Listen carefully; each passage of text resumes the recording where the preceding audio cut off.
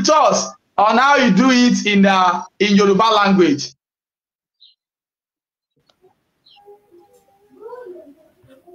Over to you, sir. Okay, yeah, thank you so much, Dr. Adewale. So I would like to depart from, I would like to depart from what my colleagues have been doing, but rather give you some taste on how some of my,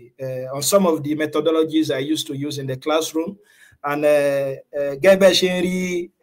àpàtì ẹ rí pé tí mo fẹ́ mọ̀ ṣàlàyé, òun náà ni mo fẹ́ mọ̀ ṣàlàyé calculus. Kò sí tàbí ṣùgbọ́n ẹ rí pé tẹ́ bá kó ọmọ akẹ́kọ̀ọ́ 10 jọ, apá ní agídí lẹ́fìrí ọyọ̀ kan náà 10 yẹn tí ó ní òun nífẹ̀ẹ́ sí calculus. Ṣùgbọ́n calculus tí mo ń sọ yìí, iṣẹ́ tó dùn mọ̀rìn ni o.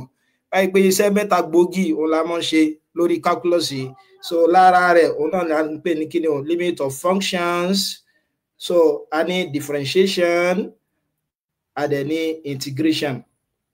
Ẹ rí differentiation àti integration yìí o, wọ́n jẹ́ ìpadàbọ̀ sí àbíjà ara wọn.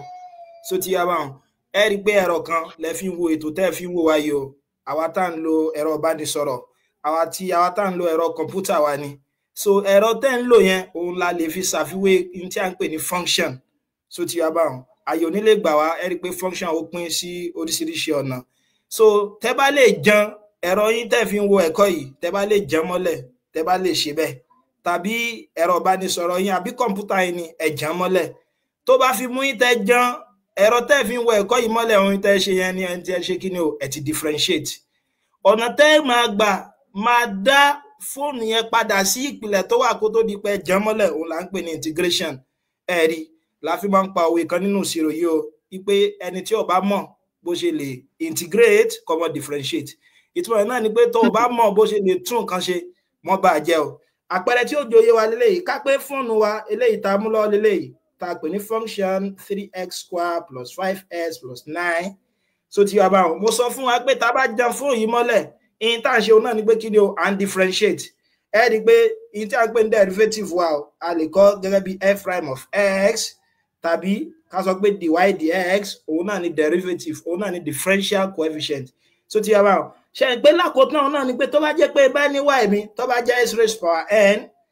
pé dy dx òun náà ni pé kí ni o, index lélẹ́yìí, in tí s rú yìí tí ń ṣe ní òun ní index mi. Òun náà ni pé kí máa multiply index mi yẹn pẹ̀lú x, ẹ pé yóò jẹ́ nx, kí máa yọ 1 kó nínú index tẹ́lẹ̀ láti fi get index titun, yóò mọ jẹ́ n-1. Ajá sí pé tí n bá ní y mi, tó bá jẹ́ pé 3x², dy dx mi ẹ rí pé tí ó mọ jẹ́ òun náà ni pé kí ni o, kí máa multiply index mi tí ń ṣe 2 níbí báyìí, kí máa multiply rẹ̀ pọ̀ mọ́ 3, ẹ rí pé yóò fún wa ní 6x, kí wá yọ 1 kó nú 2 tó wà tẹ́lẹ̀, ẹ rí pé máa ní 1 ní sí báyìí, ajá sí pé lè jẹ́ 6x. Tá bá ní function tó fún wa ń sìn, ẹ rí pa ní 5x, 3x² plus 5s plus 9, ta ló ń ṣe déédé pẹ̀lú ẹ̀rọ ìbánisọ̀rọ̀ tẹ́ mú lọ́wọ́. Ọ̀yà tẹ́ bá lè jan mọ́lẹ̀,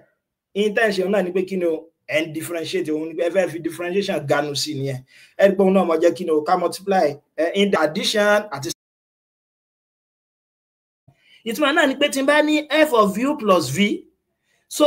tó jẹ́ pé function kan ní f yìí tí u yìí bóyá jẹ́ vector kan tí v náà jẹ́ vector kan, ìtumọ̀ náà ni pé mo lè fi function yìí mo lè fi fẹ́ àwọn vector ìlọ́yọ̀ kọ̀ọ̀kan, yóò mọ̀ fún mi ní f of u plus f of v. Eléyìí là ń pè ní kí ni o, vector addition. Àtún ní scalar multiplication, òun náà ni pé tó bá yẹ pé n bá ní scalar mi tàbí constant tó wá wà lẹ́gbẹ̀ẹ́ vector kan, ìtumọ̀ náà ni pé mo lè ṣe kí ni o, mo lè mọ gbé scalar yẹn jáde, yóò mọ jẹ́ af of u. Eléyìí là ń pè ní kíni, scalar multiplication. So integral náà wá ṣe kíni o, ó satisfy linearity property báyẹn. Ajá sí pé bí mo ṣe ní integral 6s plus 5, ẹ rí pé binomial expression ni 6s plus 5 yìí o, binomial expression náà ni expression táàmù méjì. Ajá sí pé mo lè ṣe kíni o, nígbà tá ti mọ̀ pé integral yẹn satisfy linearity property, mo lè fi integral yẹn mo lè gbé wọlé fáwọn táàmù yẹn lọ́kọ̀ọ̀kan, ló máa jẹ́ integral 6s ds plus integral 5 dx. Ẹ̀dẹ̀ máa wà gbé tá bá fẹ́ integrate s raised power n, a ní a máa ṣe kí ni o, a máa rò wá nígbà tá ti sọ pé ìpadàbọ̀ àbíjà integration differentiation. Ẹ rí pé tá à ń ṣe ní differentiation ni pé mò ń kọ́kọ́ multiply tó jẹ́ index yẹn, mò ń multiply pọ̀ mọ́ nọ́mbà àsàlẹ̀ yẹn. ajá sí pé fún integration tí ó mọ̀ jẹ́ ìpadàbọ̀ àbíjà rẹ̀ in tí mo ti fi multiply mo gbọ́dọ̀ divide ẹ̀ padà so òun náà ló fi jẹ́ pé kí ni o tó wáyé pé integral ni màá máa lo n plus 1 divide by n plus 1 plus c so lákòótán náà ni pé tí n bá ní s raised by 7 tí wọ́n á fẹ́ integrate ẹ̀ with respect to s òun náà ni pé kí ni o màá máa ro 1 pọ̀ mọ́ index yẹn ẹ gbé 7 plus 1 ó mọ̀ fún mi ní 8 divide by 8 plus c máa padà sọ ìdí tó ẹ pa àfimọ́ ṣe kí ni o a máa fi constant yìí sí o ajá sí pé tá a bá ṣe báyìí náà ẹ rí pé lẹ́yìn náà wọ́n jẹ́ kí ni o 6x squared over 2 àbí then plus ẹ rí pé 5 lélẹ̀ so ti yé báwọn kí ni mo differentiate tó fún mi ní 5 ẹ rí pé 5x ni ajá sí pé integral 5 yóò mọ̀ fún mi ní 5x so ilé náà wọ́n jẹ́ 5x yóò máa fún wa ní kí ni o 3x squared plus 5x ẹ rí pé function wa lélẹ̀ yìí ẹ rí pé ojú àpò lè jojú ara tẹ bá ṣàkíyèsí function tó fún wa 3x squared plus 5s plus 9 ṣùgbọ́n 3s square yẹn ó wà ń bẹ̀ 5s náà wà ń bẹ̀ ṣùgbọ́n nǹkan kan wà tó ti ṣe kí ni o tó sápamọ́ tí ń ṣe 9 òun ni constant òun ló fi jẹ́ pé tá a bá fẹ́ integrate lẹ́yìn ìgbà tá a bá integrate tán a gbọ́dọ̀ mọ fi constant yẹn sí tó láti mọ̀ pé kí ni o ojú àpò lè ṣe kí ni o ojú àpò lè jojú ara so òun náà ni nínú ìṣirò tàbí wọ́n sọ pé ìwọ tó bá mọ̀ bó ṣe lè integrate mọ́ differentiate tó bá mọ̀ bó ṣe lè ṣe kí ni o bó ṣe lè tún nǹkan ṣe mọ́ bàjẹ́ kí n fi wá kàdì rẹ̀ lẹ̀ ẹ wádìí nínú àwọn function tá a máa ń fi differentiation àbí integration ganu sí nínú ìṣirò yìí o ìkan bẹ́ẹ̀ ni wọ́n tó jẹ́ àgbákò function tó jẹ́ àgbákò yẹn ò là ń pè ní e raised power x ìdí tó fi jẹ́ àgbákò ni pé ṣe pé tá a bá ní higher order derivative a ti mọ̀ pé n tá à ń differentiate kéèkàn ṣe nǹkan bọ̀rọ̀ gidi function là ń differentiate so ti yọ báwọn so tí n bá differentiate tán èsì derivative mi náà function ni ó mọ̀ fún mi ajá sí pé mo lè mọ fi differentiation dánáyà function tí mo ti differentiate sẹ́yìn so ti yé báwọn so tí máa ní y mi nìsín tó jẹ́ pé function fún tẹ̀mú lọ́wọ́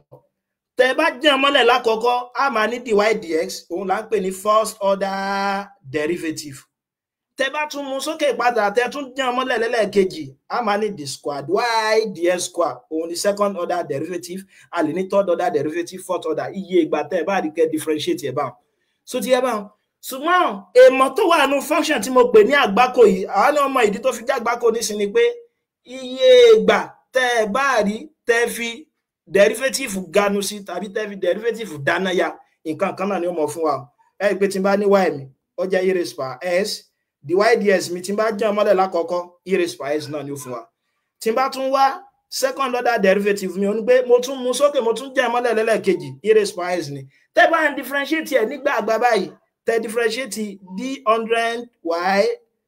dx raised power 100 by òun ní pé tẹ́ tún differentiate ẹ̀ nígbà ọgọ́rùn e raised power s náà mọ̀ fún yín láti mọ̀ pé function ní kíni o àgbákò ni so màá máa dúró mi báyìí fún àwọn akẹgbẹ́ mi láti tẹ̀síwájú. ẹ ṣé o ọ̀mọ̀wé Lukumanu ti jẹ́ kó jẹ́ wa wípé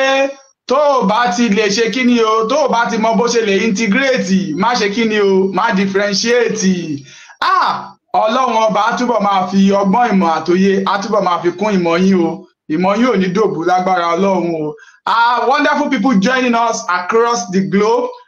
For those of you that are just joining us for the first time, this is a program that we call Breaking Barriers in STEM Education. And of course, with a special focus on mathematics. I have great mathematicians in the country here with me.